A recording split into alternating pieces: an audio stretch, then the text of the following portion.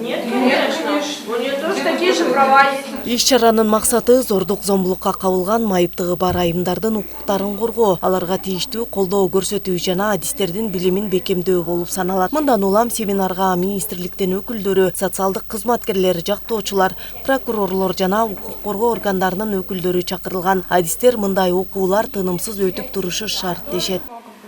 Международные стандарты говорят независимо, ментальные и так далее, они должны иметь эти права.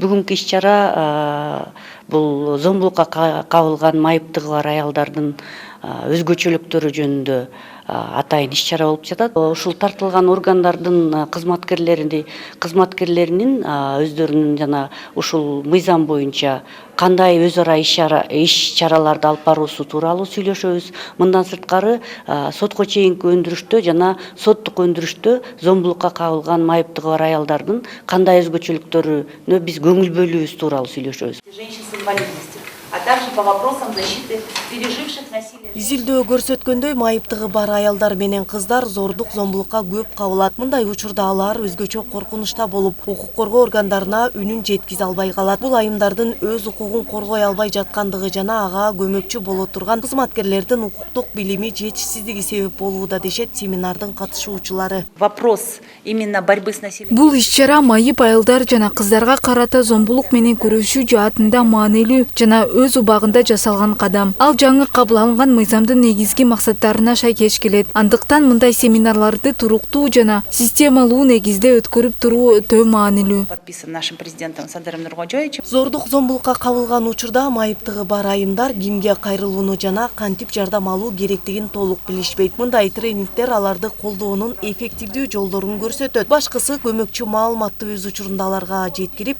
юридикалык кеңештерди берип туруу зарыл болот. Мен ойлойм, бул тренинг абдан пайдалуу. Биз ушул тренингде көргөн, окуган, таап алган билимдерибизди ошо инвалид кыздарга, балдарга, аялдарга кандайча колдонуунун тартибин үйрөнөбүз.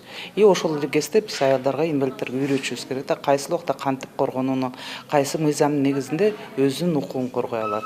Ушул тренинг айдан мен ойлойм пайдалуу, бир гана ушул адвокат немеси мектепте да ушундай тренингдер өткөзсө мен абдан кубанат элем. Анткени жаш кыздар ошол жерден башталат. Инвалидный кыздар өзүнүн укугун обязательно келип адвокатка кайрылбайт. Бул кандайдыр бир мекемелерде ошол жайгашкан, анан мектептерде колдонулса деп ойлойм да. Акыркы учурдагы зордук зомбулук боюнча өлкөдөгү үрөй учурган окуялар айымдардын укугун коргоо маселесин башкы планга алып чыкты. Мындан улам өлкө башчы тарабынан да тиешелүү органдарга катуу тапшырмалар коюлду. Айгерим Дүйшөбаева, Айпери Муратбекова, Жумабай Исманалиев, УТРК, Чүй, Бишкек.